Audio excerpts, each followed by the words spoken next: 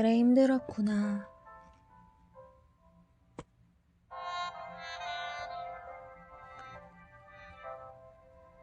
파트 01 신체화. 마음이 아프면 몸도 아프다.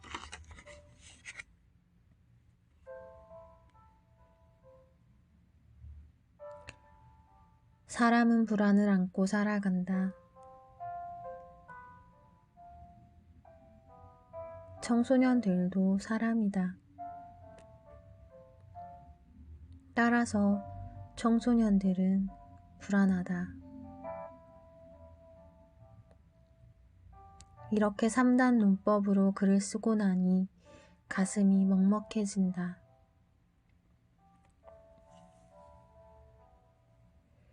청소년들도 사람이다 라는 부분에서 더 이상 마음이 앞으로 나갈 수 없어 잠시 멈춘다. 마음이 아리다. 왜 이렇게 자꾸 청소년들에게 미안한 마음이 드는지, 그리고 나도 사람이다 라고 절절하게 외치고 싶었던 나의 젊은 날에도 미안하다고 말해주고 싶다.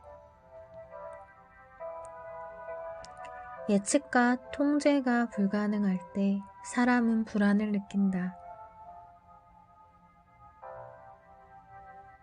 아직 어리고 그런 만큼 여리기에 앞날을 예측하기도 어렵고 자신과 주변을 적절하게 통제하는 데도 서투른 청소년들. 어쩌면 그들은 인생이라는 여행길에서 가장 크게 불안을 느끼는 여행자들인지도 모른다. 계속 가자니 불안하고 뒤돌아가자니 이미 너무 늦었고 주저앉아 버리자니 자신이 없고 그래서 그들은 슬프다. 이처럼 불안하고 혼란스러울 때 사람들은 세상을 둘로 나누고 싶어하는 습성이 있다. 바로 나와 너, 적군과 아군이다. 왜 그런가? 그래야 마음이 편한 것이다.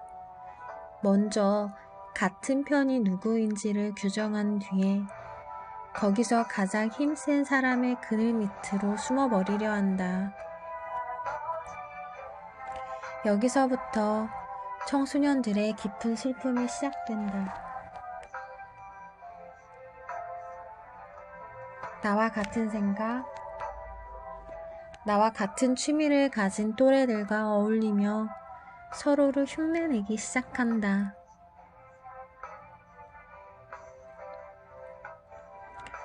그러지 않아도 자신이 초라하다고 생각되어 열등감이 많은데 그런 자신을 비난하는 부모님은 싫고 언제나 칭찬하고 격려하는 할아버지와 할머니와 애완동물은 좋다. 마음대로 조정할 수 있는 컴퓨터와 스마트폰의 바다에서 헤엄치고 나보다 더 내 마음을 아는 것 같은 판타지 소설에 열광하고 명령하고 훈계하는 선생님보다 내 말에 귀 기울여 주는 선생님이 더 좋다. 그런데 이 같은 현상이 깊은 슬픔의 시작인 이유는 사람은 평생 같은 편만 만들면서 살 수 없기 때문이다. 아무리 손을 내밀어도 그 손을 잡아줄 상대방이 보이지 않는 외로운 순간을 아주 중요한 순간에 맞닥뜨릴 수 있기 때문이다. 예를 들어 시험은 자기 혼자 치러야 한다. 시험을 위해 부모는 자녀를 시험장까지 데려다 줄 수 있고 교사는 공부하도록 도와줄 수 있고 친구들은 응원을 보내줄 수 있지만 정작 시험은 본인이 직접 치러야 한다. 사랑도 결혼도 누군가 대신해 줄 수 있는 것이 아니다.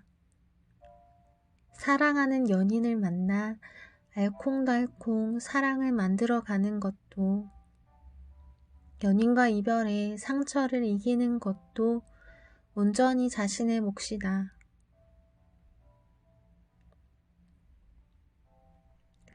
어른들도 인생이 아프지 않은 것이 아니다.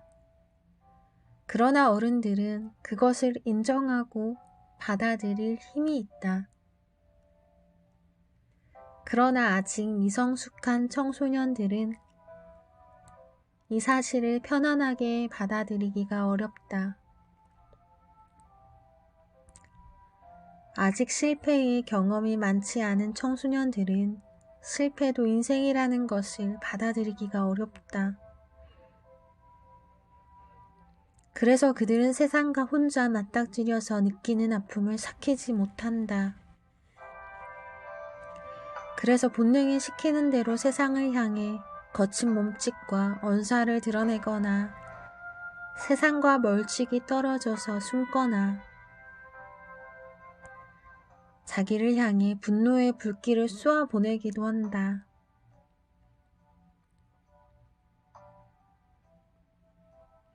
그 중에는 어른들이 받아들이기 힘든 모습도 있다. 여기저기서 보호자를 호출하는 사건이 터지고 가족 중 누군가가 병원에 실려가고 싸늘한 고성이 엉켜든다.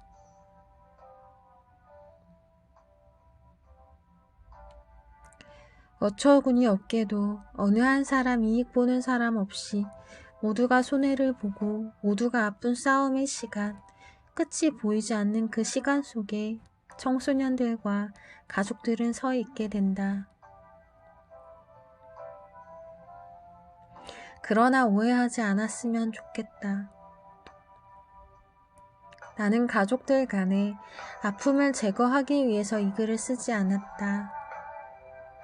아픔을 안고 가는 방법에 대한 마음을 나누고 싶어서 이 글을 쓴다. 그 아픔을 위로하는 힘에 대해 이야기하고자 이 글을 쓰고 있다. 그 아픔보다 사람이 더 중요하다고 말하기 위해 나의 경험을 여러분과 나누고 싶다. 마음이 아프면 몸도 아프다. 나는 그 마음의 아픔을 다독거리는 방법부터 이야기하려 한다.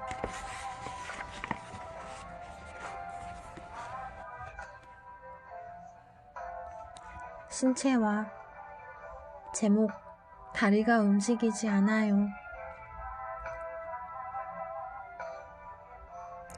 어두운 밤, 나는 시골길에서 막차를 기다리고 있었다. 건너편에서 걸어가던 한 소녀가 갑자기 넘어졌다. 소녀는 힘겹게 몸을 일으켜 두 손으로 자신의 다리를 잡아당기려 했지만 또 힘없이 주저앉았다. 일어나고 주저앉기를 몇 번 반복해도 좀처럼 다리에 힘이 실리지 않았다. 아저씨, 저 이상해요. 다리가 움직이지 않아요. 집에 가야 하는데, 우리 동생이 절 기다릴 텐데, 빨리 가야 되는데.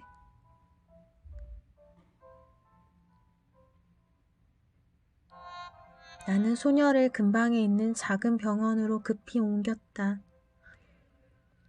의사가 여기저기 진찰을 하더니 몸에는 아무런 이상이 없다고 했다. 그런데 소녀는 여전히 다리를 잘 움직일 수가 없었다. 나이가 지긋한 의사는 친할아버지처럼 다정하게 소녀의 다리를 주물러 주었고, 소녀는 안정을 되찾았는지 이런저런 이야기를 들려주었다. 옆에서 그 이야기를 듣고 있던 나는 눈물을 주체할 수가 없었다.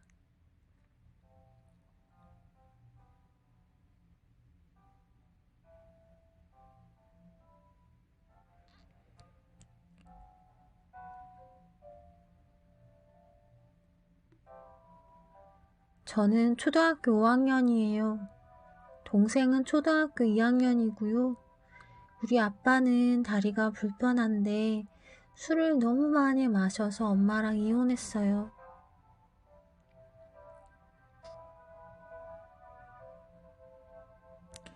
제가 보기에는 엄마가 아빠를 버리신 것 같아요. 우리는 엄마랑 사는데요. 아빠랑 이혼한 후에 이번에는 엄마가 술을 마시기 시작했어요. 술에 취하면 울면서 저희들을 때리곤 했어요. 엄마는 남동생을 더 싫어했어요. 아빠를 닮았다고요.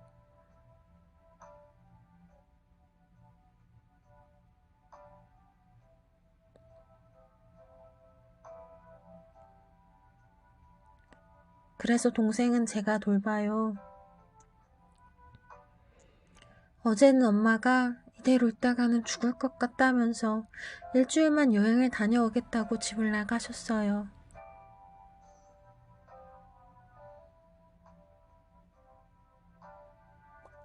만원짜리 한 장을 제 손에 쥐어주시고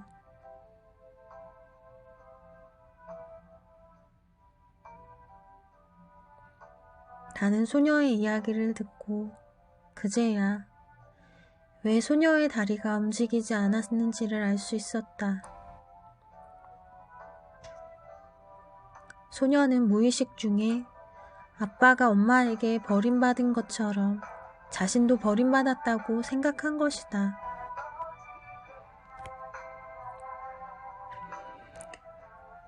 자신이 엄마에게 버림받은 이유를 스스로에게 납득시키기 위해선 아빠와 어떤 공통점이 있어야 했다. 그래서 소녀는 아빠처럼 다리가 불편해져야 한다고 무의식적으로 자신에게 명령했을 것이고 실제로 다리를 움직일 수 없게 된 것이다.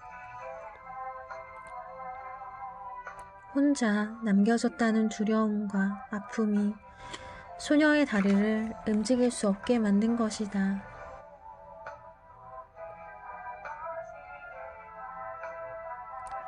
그런데 소녀는 다리를 움직일 수 없는 와중에도 동생을 걱정하고 있었다.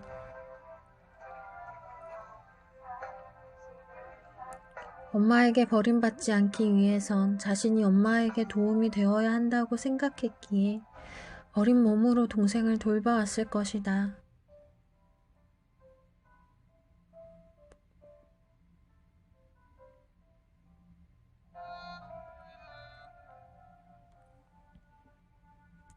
소녀는 엄마에게 버림받은 세상에 살지 않기 위해 얼마나 필사적으로 동생을 돌봤을까?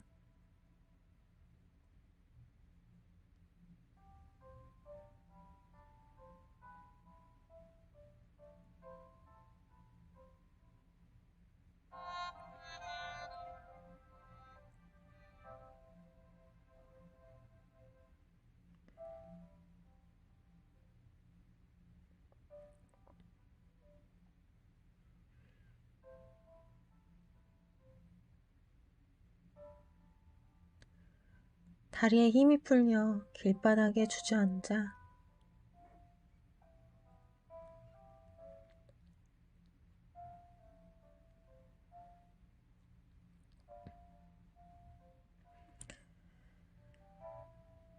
움직이지 못하면서도 소녀는 집에 있는 동생을 돌보지 못하는 사실에 집착했다.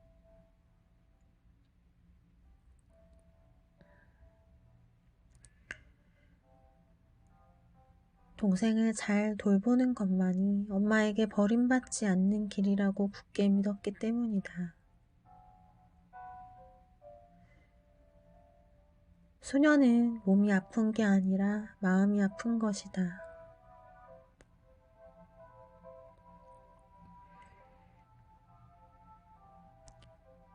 소녀는 미성숙한 방어기제 중 신체화를 사용한 예에 해당된다.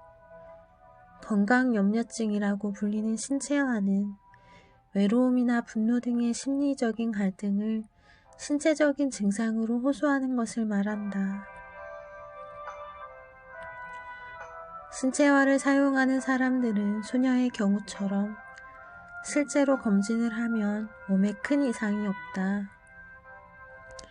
몸에 이상이 없다고 하면 대부분 안심을 하는데 반해 신체화를 사용하는 사람들은 오히려 화를 낸다. 의사를 의심하면서 이 병원 저 병원을 순례한다. 왜냐하면